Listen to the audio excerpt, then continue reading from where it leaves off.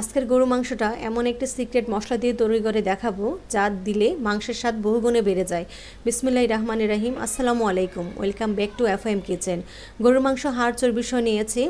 3টি পেঁয়াজ মোটা করে কেটে দিলাম, 2টি টমেটো লম্বা করে কেটে দিলাম, টমেটো পেঁয়াজ বাটা 1 চামচ, আদা বাটা 2 টেবিল চামচ, কাঁচামরিচ বাটা 1 চামচ, রসুন বাটা 1.5 টেবিল চামচ, হলুদের গুঁড়া, মরিচের গুঁড়া, ধনে গুঁড়া, ভাজা জিরা গুঁড়া 1 চামচ করে দিয়ে দিলাম, স্বাদমতো লবণ দিলাম, সয়া সস 1 চামচ আর পরিমাণ মতো সরিষার তেল দিয়ে এখন হাত দিয়ে ভালো মতো মেখে নিব। আর এই রান্নাটা খাসির মাংস দিয়েও করা যায়।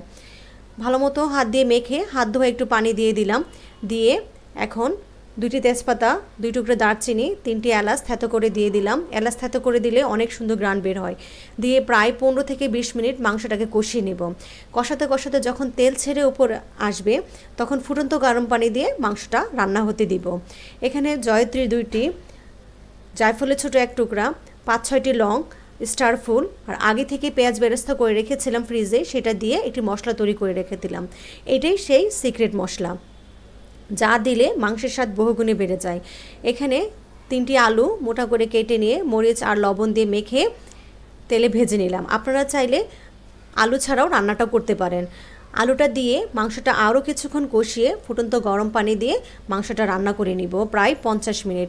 রান্না হয়ে গেলে যে মশলাটা করে রেখেছিলাম সেটা দিয়ে লেবু রস দিয়ে এখন দমে রেখে দিব। হয়ে গেল খুবই মজাদার গরুর মাংস রান্না, যা খেতে অসম্ভব মজার। আমার রেসিপিটা ভালো লেগে থাকলে লাইক, কমেন্ট, সাবস্ক্রাইব করে আমার পাশেই থাকবেন। ভালো থাকবেন, সুস্থ থাকবেন। আসসালামু আলাইকুম।